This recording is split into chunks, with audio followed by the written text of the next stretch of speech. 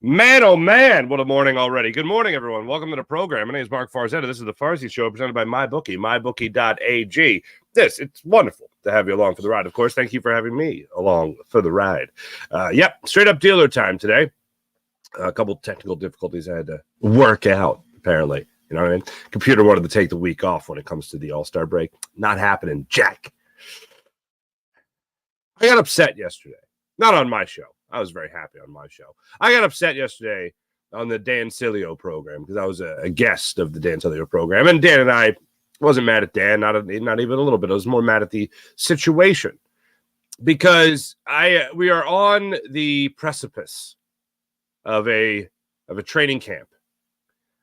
Next week, Nick Sirianni, I got the media schedule. You want to hear it? You want to hear the media schedule? Oh, I was excited to get it. I'll read it to you a little bit later. I know you guys are just going to be like, oh, my God, this is incredible.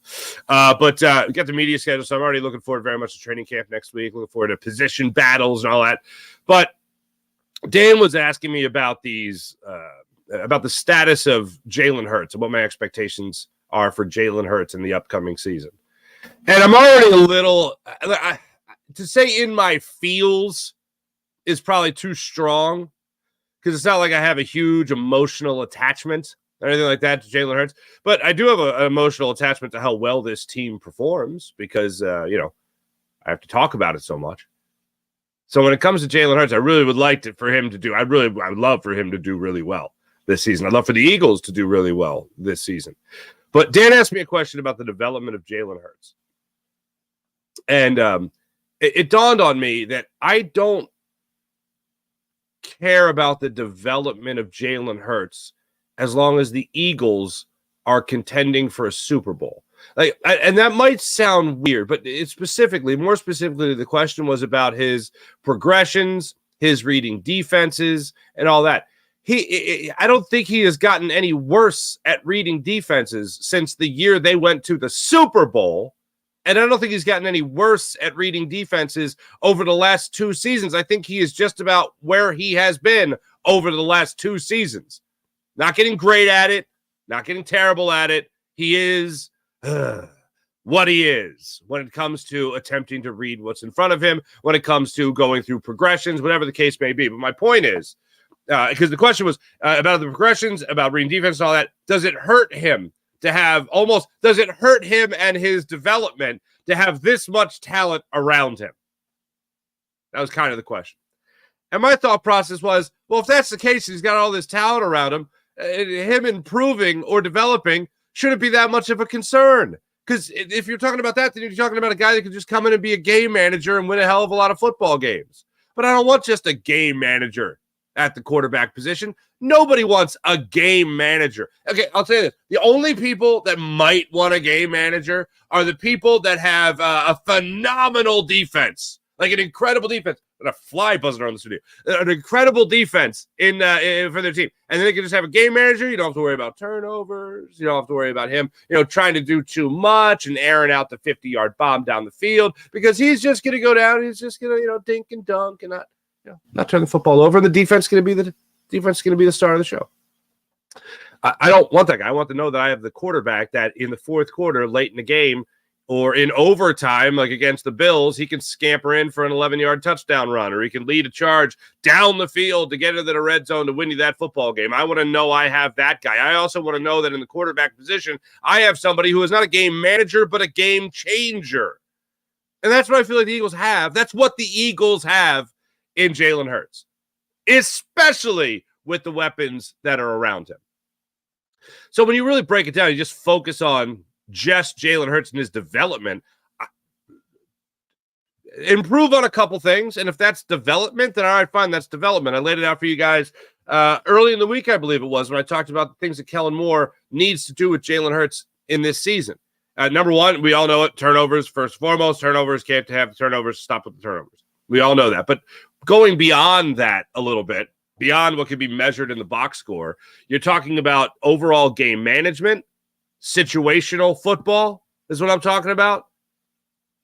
I'll just reference the Seattle game again.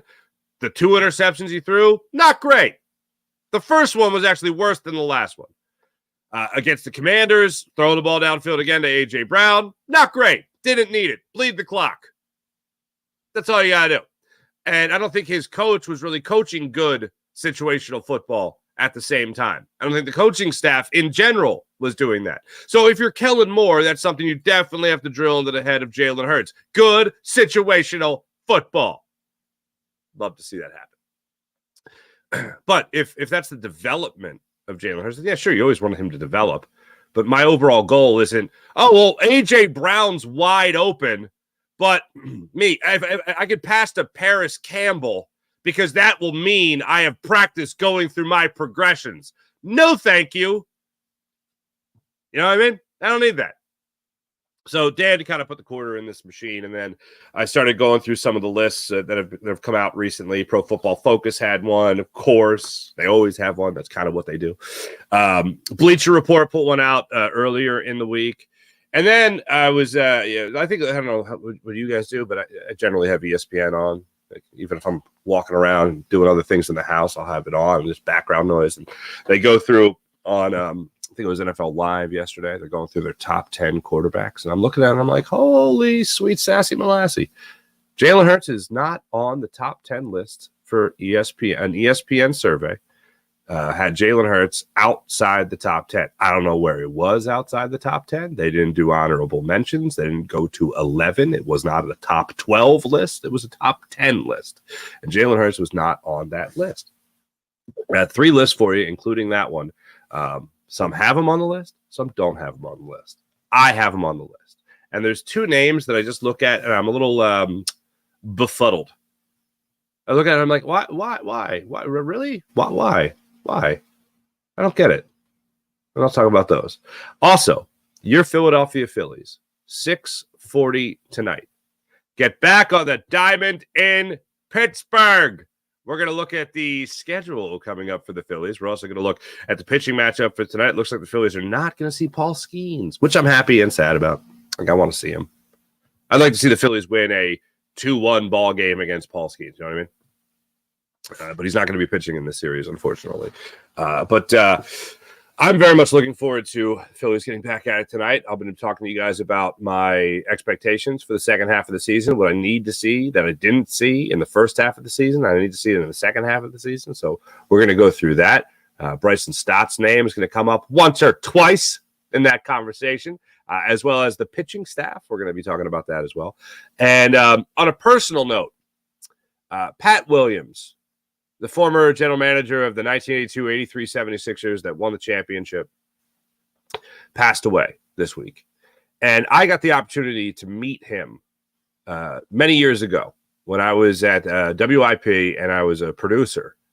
And he came in, Eskin had him on, and I was sitting there in the studio, and he was just such a kind man. I think he was promoting a book that he had written at the time, or maybe it was one of the books that he wrote, because I think he wrote 2 or 3 books. I could be wrong. I think maybe more than that. But I just remember such a nice man, a gentleman. And obviously went down to Orlando, brought basketball to Orlando. Just an incredible career, certainly. And I got the chance to meet him, and I got a chance to talk to him for a little bit. And I'll tell you a personal story right out of the gate. He comes in. Nobody comes into the producer studio. If they come into the producer studio, they're saying, is this where I'm supposed to be? And then they hang out in the green room. But he came in the room, and I knew who he was. I was expecting him, of course, because he was going to be a guest in studio on the show. And he came in, and he just kind of hung out for a little bit before his segment. And he talked to me a little bit. And I got the chance to tell him later in the conversation, because we talked for about 15 minutes. And I said, by the way, I have to tell you this, because I have to tell you this so I can tell my dad this later. And he looked at me like, what? And I said, you are kind of responsible for my name. And like, he looked at me, and I had already introduced myself as Mark, but he was like, is Pat your middle name or something like that? I was like, no. And for those of you that have listened to me for a long time, you know this story already, so I'm sorry, but here you go. So Pat Williams traded for Mark Ivoroni in August of 1982. I was born in September of 1982. Up until like Mark Ivoroni got acquired by Pat Williams and the 76ers, I was Matthew. I was going to be a Matthew. I was going to be a Matt Farzetta, apparently. Okay. And my dad just really liked the idea, of an Italian playing for the 76ers. And then 2, he just kind of liked the name Mark. And Mark Iavaroni spelled it with a C. And so my dad, long story short, my dad was just like, all right, I think I like Mark as a name. And my mom goes, okay, yeah, I like Mark. That's nice. But what implanted the inspiration in my dad's brain was Pat Williams signing a guy named Mark Iavaroni, an Italian-American basketball player. And my dad was like, oh, I like that name. So my dad doesn't. So I told Pat that. And Pat's reaction was so unbelievably sweet. He goes, oh, my goodness. Are you serious? That's amazing. Like, he was really, like, taken back. Like, wow, that's so cool that he was talking to this kid that, was born the year he acquired this, basically one and done with the Sixers and Mark Iavaroni. And he was like, I'm going to see Mark in a couple of weeks at this thing we got going on. I'm going to tell him this kid in Philadelphia is named after. And I didn't correct him. My dad always says, well, you're not named after Mark Iavaroni. It's not like I had Mark Iavaroni jerseys from every team he ever played for hanging up in my garage, or, but it was inspired. You're certainly inspired. Your name is inspired. And I got to have that moment with Pat Williams where we're both laughing. And he was just the nicest guy in the world. Then he went in to the studio. And when you talk about a guy that knew what it took to win, I mean, Pat Williams, if you talk about the Moses Malone acquisition, Pat Williams, this is what's so amazing to me. Pat Williams makes these moves for the 82-83 Sixers, and they get the difference maker in Moses Malone. That happened 41 years ago. Pat Williams making that acquisition impacted the 76ers today, making that acquisition of Paul George. Because what did Dr. J, Julius the Dr. Irving, do in his sales pitch to Paul George? He said, you're Moses, bro. You're Moses. The 82-83 Sixers, my Sixers, speaking as Dr. J, my Sixers, we needed that special player to put us over the top. You're that special player. We needed that missing piece. Moses was that missing piece. Paul George, you're that missing piece. Pat Williams laid the groundwork for 40 years later, another acquisition to be made to hopefully put the Sixers over the top. So my memory of Pat Williams, my experience with Pat Williams, I think he was a guest on the phone once or twice after that. And we, reconnected, whatever. But very nice man. And still, the last championship that the 76ers won, that man was the architect of that. So shout out to Pat Williams on today's show for that reason. Let's talk about your quarterback. Quarterback's name is Jalen Hurts. So this is a list I saw a while back. This is Pro Football Focus. I saw this I think this came out in May. And this is a good list. I find this to be a very good list. Excuse me. Patrick Mahomes, Lamar Jackson, Joe Burrow, Josh Allen, Justin Herbert, Dak Prescott, Matthew Stafford, Aaron Rodgers, Jalen Hurts, CJ Stroud. Now, the name on this list that kind of fluctuates between 5 and 6 is Justin Herbert. Justin Herbert is a very good quarterback. I like Justin Herbert. I don't see how he's in a top 10 list. What? I don't get it. I don't get the love affair with Justin Herbert. I don't get it. I've watched him plenty of times. Game to like first quarter to fourth quarter, not just highlights here. And I'm like, yeah, he's good. He's a good quarterback. But I don't be like, man, he's every list out there. He should be competing for top 5. And when I say competing for top 5, I mean he's 5 or 6 on like every list I see. Oh, Justin Herbert, he's so great. Justin Herbert. I don't get how everyone just loves Justin Herbert. I don't get it. I do admire the Monty Python reference when he talked about his thumb, and he said it's but a flesh wound. But a scratch? It's blood flesh wound, whatever it was. But anyway, he's 5th on this list. Dak Prescott's number 6. Matthew Stafford, Aaron Rodgers, Jalen Hurts at 9, and then C.J. Stroud at 10. C.J. Stroud, amazing rookie campaign, phenomenal rookie campaign. He's got Stephon Diggs this year. He's got Joe Mixon in his backfield. He's going to have another really good year. He is up there, the number 10, top 10 list with a bullet. He's like on every single one of them. I guess he's the sexy young name that's out there. Joe Burrow being back. Obviously, I think you have to have him up there coming back from injuries as well. Lamar Jackson, a 2-time MVP, of course. Patrick Mahomes. What I like on lists is when they just kind of put it in there that Patrick Mahomes is in a class all his own. And that's what Pro Football Focus did. They had tier 1, Patrick Mahomes. And then it's pretty much everybody else. And I would agree with that assessment. But here's what they had to say, and I'll pull it up on my own screen. I can't put this up on the other thing. But here's the way PFF put it for Jalen Hurts for 2023. It was a roller coaster of a year for Jalen Hurts, who set career highs in passing yards, touchdowns, and big-time throws, but also career highs in interceptions and lost fumbles.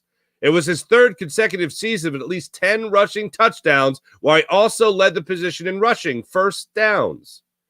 It also just didn't look like Hurts was fully healthy for a lot of the 2023 campaign. He wasn't the same rushing threat overall, with lower missed tackles forced, yards per attempt, and explosive run, 20 yards or more, figures. It wasn't as efficient or explosive a season as his 2022 campaign, but Hurts remains a constant threat from the position. I think that is an extremely fair assessment. And I feel like if a national platform isn't bringing up, or is bringing up rather, the idea of being injured or not being 100% healthy, then I feel like that's a lot less Polly pom-poms, less homerish. Because one of the things that just really sticks out in my mind from last year is he never looked 100%. Literally, from game 1 against the New England Patriots last year, from week 1, game 1 in New England, I'm like, something's weird. What is going on here? To the game in Tampa in the early goings of the season, where Jalen Hurts has like 6 yards in front of him, and he like wide open yards, at least 6, and he just bows out instead of going for the first down. And that just wasn't Jalen Hurts. And like when he ran physically, it wasn't like he was limping and dragging his leg with him or anything like that. But he was like, he usually goes for that. Why didn't he go for that? I can remember a game in L.A. He got hit in the first half against the Rams. And you thought, oh, is he okay? And then he had another nice scramble in the second half, and it was a different quarterback. And I'm like, what is going on here? I mentioned the 11-yard scamper for the touchdown against the Bills in overtime. I mean, you see constantly him lining up for the tush push. And if he's not 100% healthy, how is he pushing through that offensive and defensive line to get into the end zone? It was a really weird thing because I'd watch him look like, oh, that's not the guy that I saw last year. And then all of a sudden he would look like the guy I saw last year. It was a very inconsistent brand of football from Jalen Hurts when it came to his uniqueness, the physical attribute that makes him extremely special, which is being able to buy time, which is being able to get first downs outside the tush push. Buy time behind the line of scrimmage, run for those first downs, break one for 15 or 20 yards. That's what makes him a very special quarterback. And last year, it just didn't seem right. Now, beyond the injury, because it's not like you just tap his knee and, oh, you're fine. No. Beyond that, what else went into that? And it reminded me, especially when I was doing the hit yesterday with Dan Cilio, and he asked me about the coaching staff and the turnover there and all that stuff, change of coaching staff and all that stuff. I was thinking about Jalen Hurts and the greatest lie that we were told last year. When Nick Sirianni got on the microphone and said, we are going to embrace the uniqueness of Jalen Hurts' game. Really? How would you say you did that last year? Because I saw the embracing of his uniqueness a hell of a lot more in 2022. So was it just the injury, or was it just a completely discombobulated coaching staff? Was it Brian Johnson being clueless? Was it a horrible game plan that Brian Johnson had to call plays from to put his quarterback, well, at least attempt to put his quarterback in a good position to have success, which is what we always hear from coaches, every coach after every game, especially a loss, do a better job. Not just Andy Reid, folks. Everyone. Put in players in a better position to make a play, better position to make or have success. That's what we're supposed to see. Jalen Hurts did not see that, especially in the second half of the season when everything went to hell. What was so embracing about Jalen Hurts' game, about the uniqueness of it? Were they trying to just wedge him in the pocket and say, no, you got to be a pocket passer? Because that's not who you brought in. Now, there are certain things you can talk about the development again. Yeah, the more he develops, the more he gets better, the better the team will do, certainly. But I don't need him to go out of his way, if he doesn't have to go through every single progression. I would like to see a couple other things done with Jalen Hurts. Climbing the pocket is one of them. It's one that I left out the other day when I talked about what things Kellen Moore has to do. Climbing the pocket, understanding pocket presence, understanding where that pressure is coming, feeling that pressure, not always rolling out to the right. Once you feel that pressure, not being as predictable, certainly that would help things. But if he knows what he's doing back there and he's able to hit his open targets and he's not either overthrowing guys or misreading what the defense is giving him, and he's not trying to force a play, rolling to the outside, and he's playing good situational football, well, then, yeah, those are things that you're going to obviously look at and go, oh, wow, he improved on those things from last year. I have Jalen Hurts in the top 10. And I think Pro Football Focus has a very fair list. I'm not as keen on the Dak Prescott placement as some other people. I'm not as keen on the Justin Herbert placement. If I really had to pick, I would put Dak ahead of Justin Herbert. Matthew Stafford being on this list after a year full of injuries is on here. That's fine with me. Aaron Rodgers being down at 8, I find extremely interesting. Like, go out there and prove that you could be a top 3 guy again. And CJ Stroud is, well, I think that's just about right to have him there about 10. But then Bleacher Report came out with their list. This was earlier in the week. This was Tuesday, I want to say it was. Patrick Mahomes, duh. Joe Burrow, Josh Allen. Lamar Jackson down to 4. Matthew Stafford up to 5. Justin Herbert at 6. CJ Stroud already at 7. Aaron Rodgers constant at 8 again. Jared Goff. Jared Goff. People. Dak Prescott. That was Bleacher Report's list.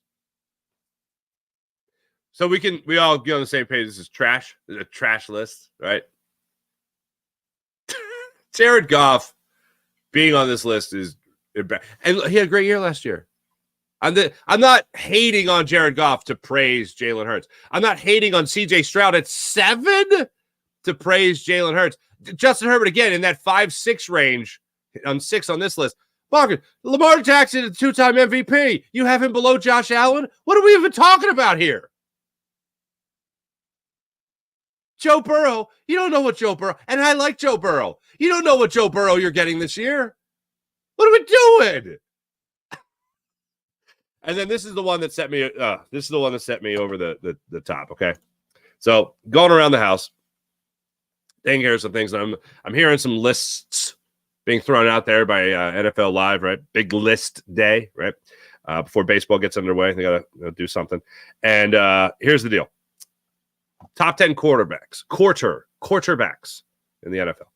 Patrick Mahomes, Joe Burrow, Josh Allen, Lamar Jackson, Matthew Stafford. Oddly strange to this list. This is an ESPN survey. Justin Herbert. It's basically the same list.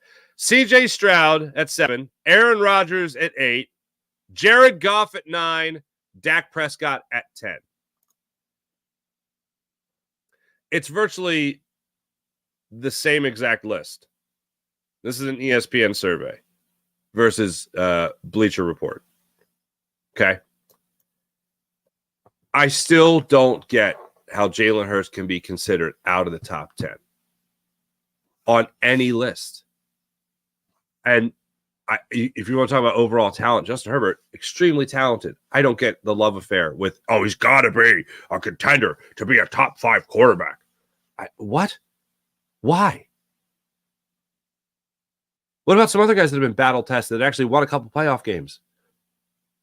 What about a couple other guys that have finished in the top 2 of MVP voting a couple of times? What about that? That's pretty damn good. That's pretty damn special. That's not like, my prediction because of his ability means this, that, and the other. Okay, great. But when it comes to what they've actually done on the football field, especially in moments of adversity, who's the guy you want to lean on? You mean to tell me you want to lean on Justin Herbert over Jalen Hurts? Hilarious. You want to lean on Jared Goff over Jalen Hurts? Laughable. Take it outside Philly. You want to have Josh Allen over Lamar Jackson? Like, I'm not hating on Josh Allen, but I'm taking Lamar Jackson. This is insane to me. And this is where I kind of get into the conversation where I split hairs with, great versus the greatest of all time or the best of all time. Like the greatest is the great. Like there's no ifs involved. The best is like, well, if this guy had that, then he'd be the greatest. You know what I mean? So when I look at lists, I understand a lot of people take that if and they insert it. And it's like, well, if Justin Herbert had A.J. Brown and Devontae Smith, look at the numbers he'd put up, that kind of thing. It's like, okay, great. So make that happen, and then we'll see. Because he could also just choke away those games in the fourth quarter. He could do what, unfortunately, Jalen Hurts did in some of these fourth quarters of last season in the final 6 games. He could.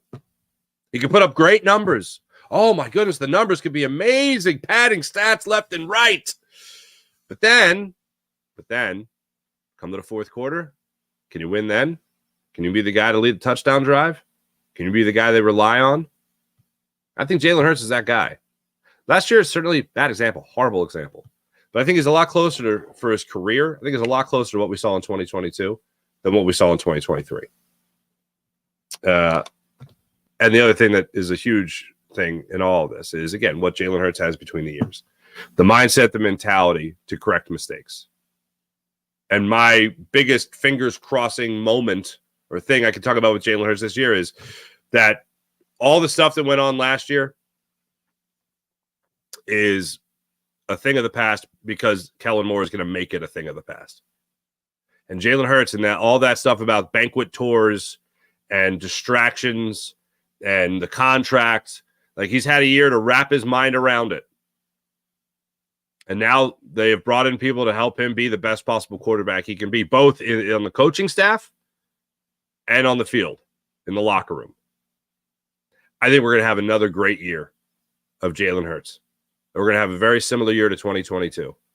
And if not only for the talent that's surrounding him, but also because of what he has between the ears. And he knows what a failure last year was.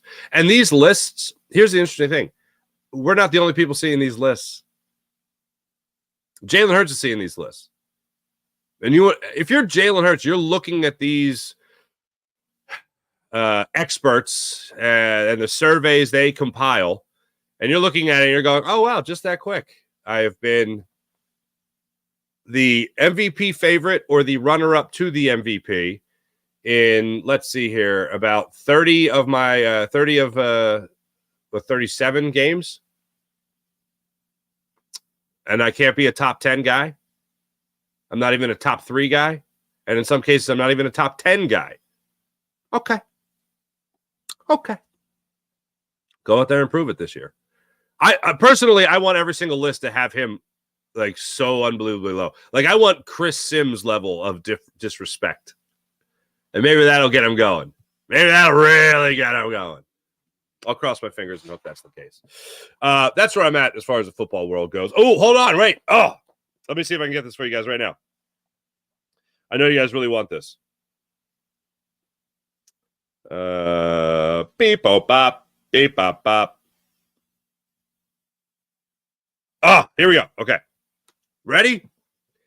Eagles media schedule. Wednesday. This is next week. Wednesday.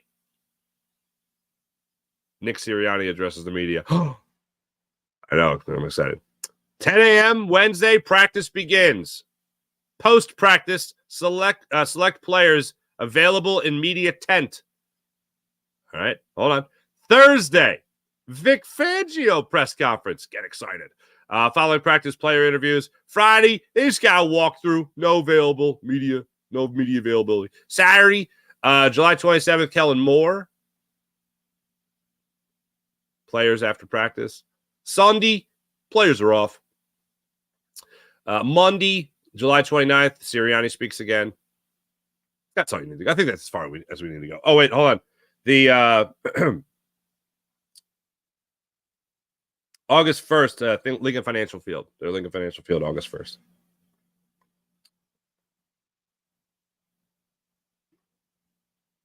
This is exciting. It was very exciting. There you go. That's next week for you, folks. Phillies back in action tonight. Here's their schedule after the break. 3 in Pittsburgh, 3 in Minnesota. Hosting the Guardians, and then the Yankees, and then going to Seattle, and then that's 3 in Los Angeles, August 5th, 6th, and 7th. Sorry, I cut that off. Good times. This is a tough schedule.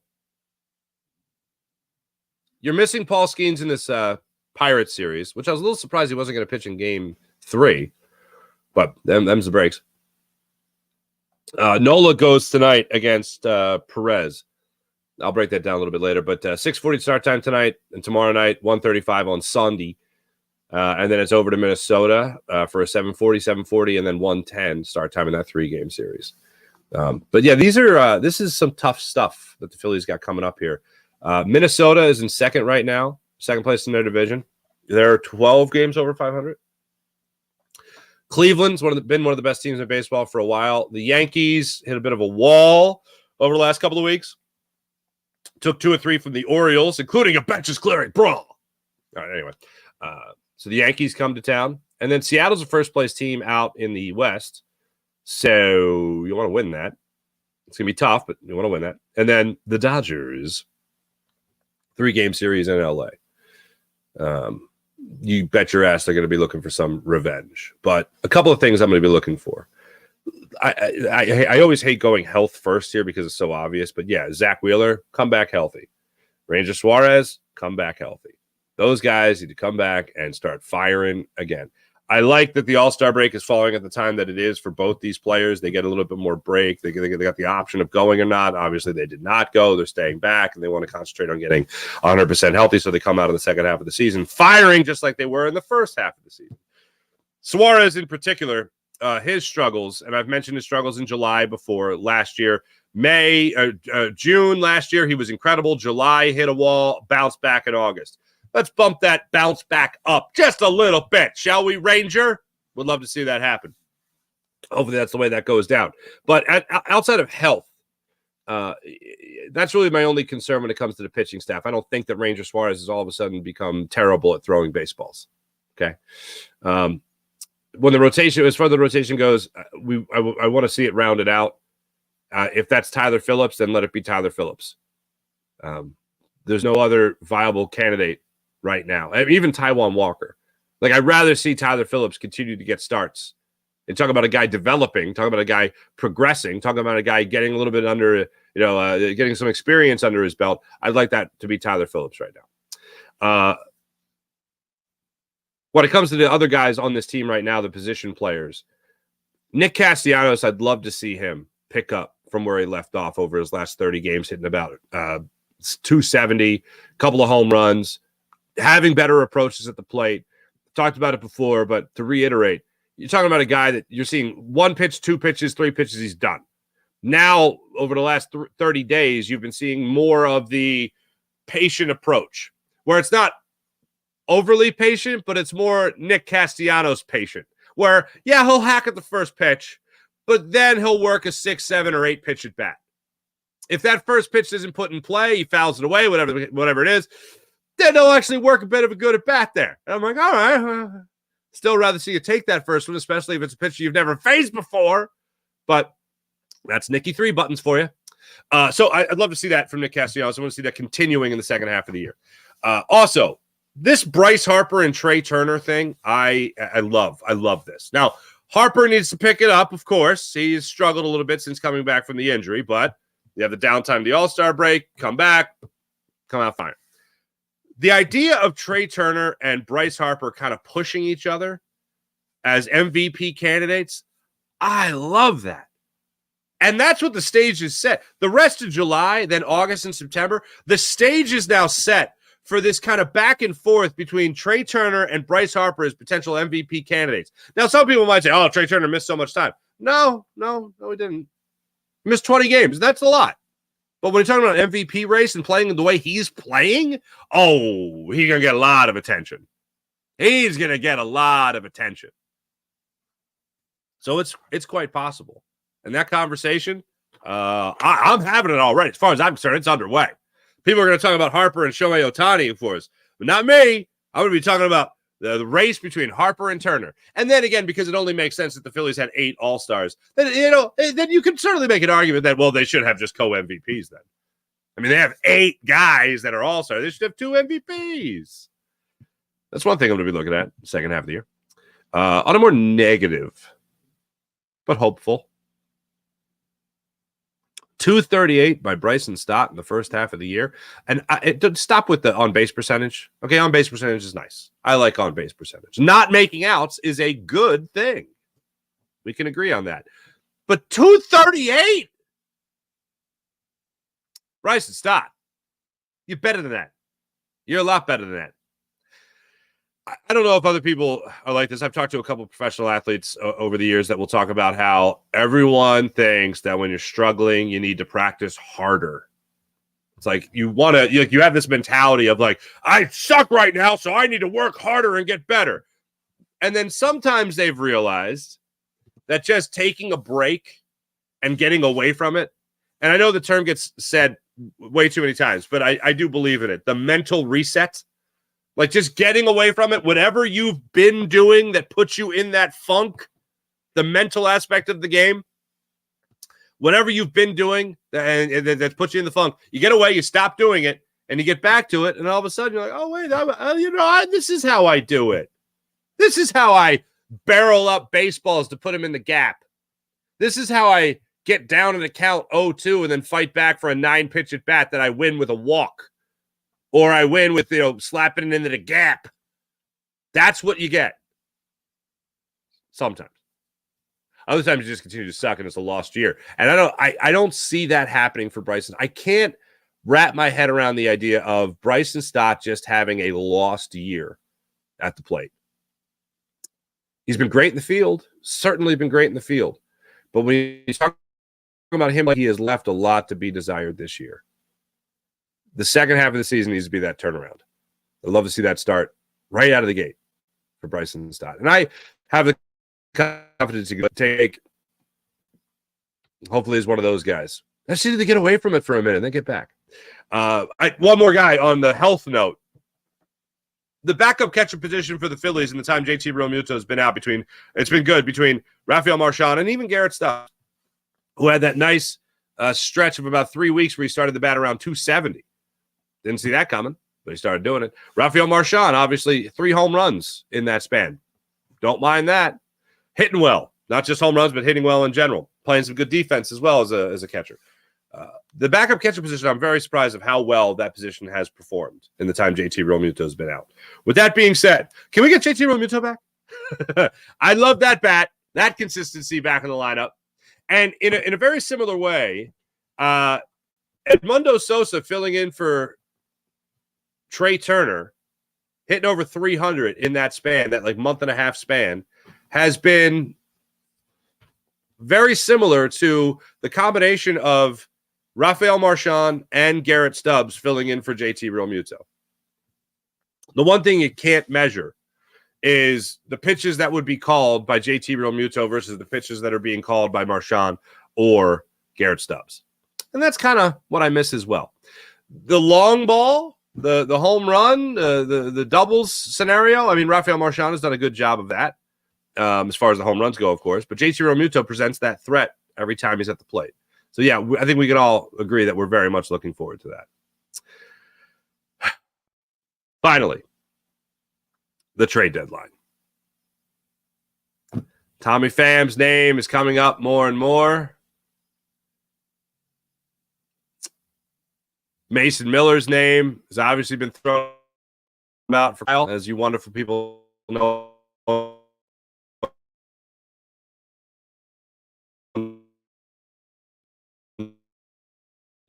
The chat all too when it comes when I don't Browse is going to be a little bit more. I think Dave Dombrowski is going to be a little bit more conservative than what some people want him to be. The only team with 60 wins, and they have 60 of them at the All-Star break. I don't think Dave Dombrowski is going to be insanely aggressive at the deadline. I'd love to see it happen. I am not one to cling on to prospects. A lot of things can change between now and at the major league level, like good, solid production at the major league level, when Bowman's going to be making big bucks. Hopefully Stott is going to be making big bucks. You're still going to have Harper. You're still going to have Turner. You're still going to have to work out some other things. So, yeah, you would like to have some guys in the minor league system that are going to come up and give you all-star play for utility money, you know? But if you got to part with Aiden Miller, if you got to part with Justin Crawford, as long as you don't part with everybody, keep a couple in the reserves there, then all right. All right. Because it's all about winning that World Series. And this certainly seems like the year the Phillies could win that World Series. And quite frankly, it seems like the year the Phillies should win the World Series. When you talk about the pitching on this team and the lineup, that sounds like 62 wins. Now they're going to have to go out there over the next 6 series and continue to prove it. This is going to be a tough second half of the season. Hey, let me tell you about the great people at MyBookie. MyBookie.ag. Download the MyBookie app to your phone, create an account, use promo code FARS to get up to $1,000 redeemable cash bonus at MyBookie. MyBookie.ag. How about the Game Time app? Download the Game Time app to your phone, create an account, use promo code FARSY, and get $20 off your first purchase, your first ticket purchase at the Game Time app. Download the app, create an account, use promo code FARSY, get $20 off your first purchase. How about the incredible people at PHL Sports Nation, Philadelphia Sports Nation, enhancing your Philadelphia sports fan experience across all social media and blogs. That's PHLSportsNation.com. Let's get into the chat check and see how you people are doing on this fine Friday morning. Baseball's back tonight, baby. Good morning, James Alexander. I hope you and your family are enjoying the weekend. I'm going to pick up college football. Ooh, college football 25. There you go. That's a weekend. That's nice. IBH, good morning. That does sound like IBH. That does sound for James Alexander III. That does sound like a wonderful time. Duck Phallus. That's funny. That's never not funny to me. Thank you, Bolo. Sean Kilrain, good morning. James Alexander III. Hopefully Jalen Hurts can reduce the turnovers. Hells yeah. Luis, I'm going to say Luis. Luis, ESPN is overrated. Pretty much.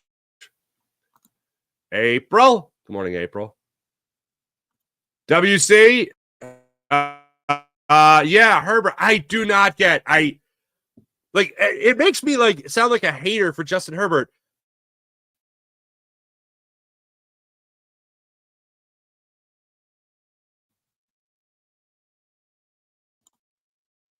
Buddy Christ. Half into Kush. Kush. There you go, friend. Morning, Jason A. What's going on there, Jason A? Everyone, I agree. Never understood the Herbert thing. Maybe talent-wise, I get it, but overall, nah. Yeah, I'm with you. I'm absolutely with you. Babs, what's up, Babs? Hi, Farzy. I was there yesterday on Danny's show, and I waved at you. And I'm making sauce on the weekend. Meat sauce. There you go. Carbonara, little ragu maybe. Good for you, Babs. I just made a nice ragu the other day. No, whoa. Made a nice bolognese. Made a nice bolognese the other day. Turned out real nice. I got to make cutlets today. Got company coming this weekend. A little cousin get together. Some of my cousins really excited about it. Get the kids together too. That's so nice when you see the cousins, and then you have kids, and then your kids all play together too. It's such a wonderful thing. It's a beautiful thing. Joe Burrow, number 2. I am a Joe Burrow fan. Number 2 is a joke. I agree. Like, prove that's what I was saying. King, you and I are on the same page. When I was looking at the list, I was like, don't you want him to come back and prove it first? Number 2 is kind of nuts. Luke Skylifter, what's going on, brother? Burrow gets more credit for losing to an inferior Rams team than Jalen does for losing to Peter Mahomes. Okay, that's true. That's a good point. Sean Cohen, I agree with you. We need to see Hurts 2022. I think with Johnson screwed up, as well as injuries, I think more unlocks Hurts' potential. There you go. Looking forward to man in motion. Oh, yeah, definitely. Definitely. Well said, Sean. Horribly read by me, but well said by you. Sean Gillespie. I like Burrow, but he gets injured every year. Everywhere, walking, practice, and play. Everywhere. Yep. Enrique, I see CJ Stroud had a good year, but how the hell is he better than Hurts? That's malarkey. Great point. It is malarkey. Hell yeah. During that 25-5 stretch, yeah. Or 12-20. Geez, 12-5 stretch, yeah. Jason, I hope Stott can pick it up. When he's going, it seems like the whole lineup is hitting. He cooks. Everybody cooks. Steve-O, Hurts won 23 touchdowns and 15 interceptions last year. Do people not know that rushing touchdowns are like they matter? Like they just leave those out? Okay. But yeah, 15 interceptions. Certainly would like to see him not do that. I honestly, when I look back on last year, I think a lot about for Jalen Hurts. I just think about everything that went wrong, certainly at the end of the year, but how it felt like throughout the year you were really experiencing a lot of this. And this is where I think point differential matters. Because point differential means you're controlling games. That's what it means. If you got a huge point differential, generally speaking, it means you are controlling a lot of games. The Eagles had the best record in football and one of the worst point differentials. That's not supposed to happen like that. Because just by winning games, your point differential should be climbing and climbing and climbing. And it was like, 1 point, 3 points, 2 points. And we're like, you had 2 10-win games last year. You had 6 in 2022. So that's where I'll say point differential. Point differential matters. Kellen Moore and this offense need to control the game. They need to set a tone. They need to control the game. That's what I'd love to see from this Eagles team in the upcoming season. And last year, it just looked like you can't tell me, like even at 10-1, you can't tell me that you looked at this team and were like, oh, this is a real Super Bowl contender. What was it, 7-1 after they beat the Dolphins? I thought, maybe. But then you just continue to see more of the same. It's just like a lot of struggles, eking out wins, having to rally in the second half. And every single game was close, and it never felt like the Eagles were really in control of these games. So, yeah, you are what your record says you are, fine. But I can't remember, other than that Miami game, going, oh, yeah, this is a team that'll win the Super Bowl. Because they never looked like that team. And the Eagles, they damned forever, for all eternity, the idea of just saying the record as if that's breaking news. But they're 10-1. They're 10-1. They're 10-1. Yeah, they were, 10-3, and they fired the defensive coordinator? Like, so what? It's not about just the record is ultimately most important, sure. But if you're supposed to look at the record as inspiration for a team being a real Super Bowl championship contender, that 10-1 record last year did not make me feel warm and fuzzy about the Eagles winning the Super Bowl. It never did. The Eagles kind of confirmed that by being like, we need to change defensive play callers right now. So let's get back to it.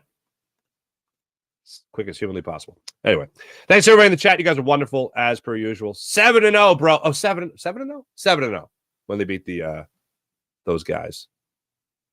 7-0? Is that what they were when they beat the Dolphins?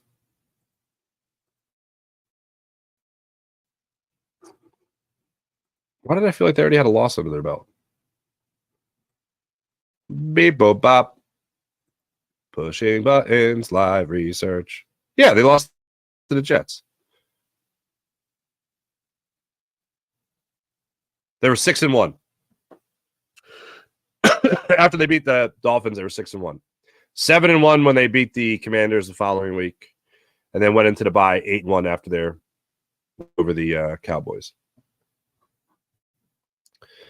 Oh man, now I'm looking at the end of that season. Oh God, stop! Look away! Look away! Jets game was lost. Yes, thank you. There we go. Thank you, everyone. Appreciate you. Everyone in the chat. Twiz, Jason, I appreciate it. Let's get to the morning rush brought to by Sky Motorcars. SkyMotorcars.com. Phillies, Pirates in action tonight. Hey, don't forget, make sure you guys subscribe to Locked On Sports Philadelphia. Locked On Sports Philadelphia on Locked On Sports.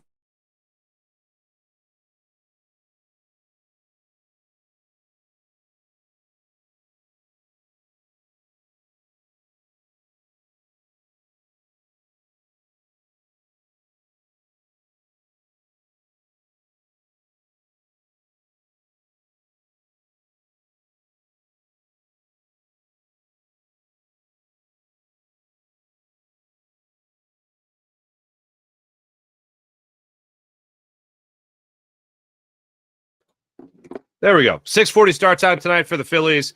You're going to have Aaron Nola on the hill making that start for the Phils tonight. He'll go up against Perez of the Pittsburgh Pirates.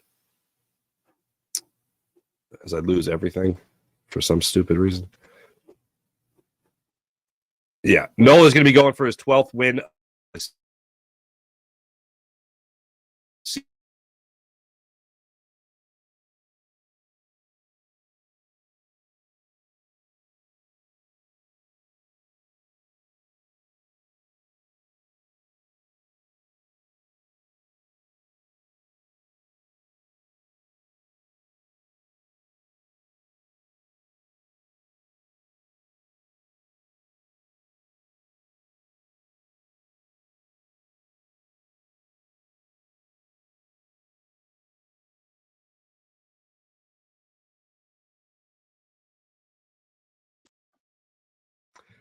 Thanks for watching. Thanks for listening. Have a great rest of your day, everybody. See you tonight after Phillies Pirates at 6:40 on Locked On Sports. See you guys later.